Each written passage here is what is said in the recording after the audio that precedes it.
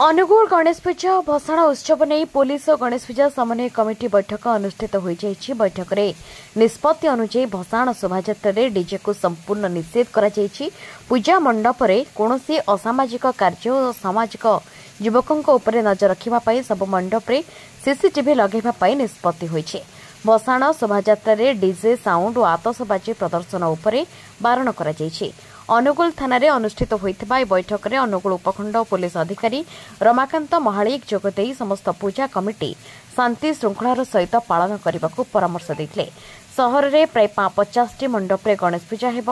प्रत्येक पूजा मंडप में अति कम 2टी सीसीटीवी कैमेरा लगेवाई पुलिस पक्षर पूजा कमिटीर कर्मकर्ता को कहुଯାଇଛି।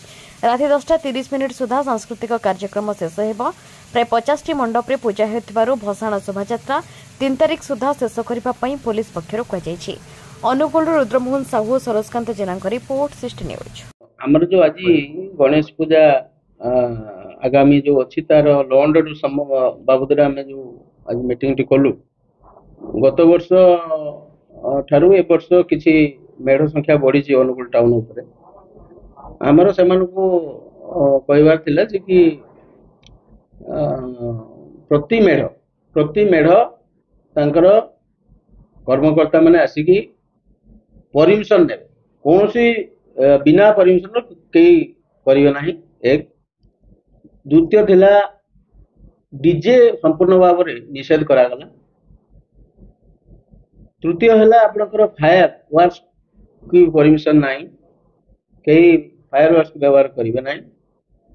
चतुर्थ कथा है आम समस्त को रिक्वेस्ट कलु जे सब मंडप रे सीसी कैमेरा लगे क्लोज सर्किट कैमेरा रखे दुई रु तत्वाधिक जो छोटिया मेढ़ होती दुई किंतु मिनिमम दुई एवं बड़ जदि मेढ़ रही से संख्यार 4-5 एमती रखिए।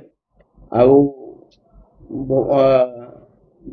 भसाणी बेले जेहेतु टाइमिंग जो अच्छी आउ टिके रहिबो टाइमिंग आम पाखर सिद्धांत हो पारनी कौटी किंतु बाई 2:30 रु आरंभ करने आम आलोचना करूँ। जदि आउ बाई 10 आम बंद करूँ आईन जहाँ माननीय अदालत को नियम अनुसार टाइम रिलैक्सेशन भी नहीं। आउ जदि यही कंडीशन गुड़ाक जी भायोलेट करेंगे आम जो कंसर्न मेढ़ कर्मकर्ता प्रेसिडेंट सेक्रेटरी एवं जो माने समस्त बाबद में आईन अनुसार कार्यानुष्ठान निशा उपर संपूर्ण बारण कराई। आमर जमती पुलिस तरफ एक्साइज तरफ जमती हवा कथा भी आम स्पेशल रेड करें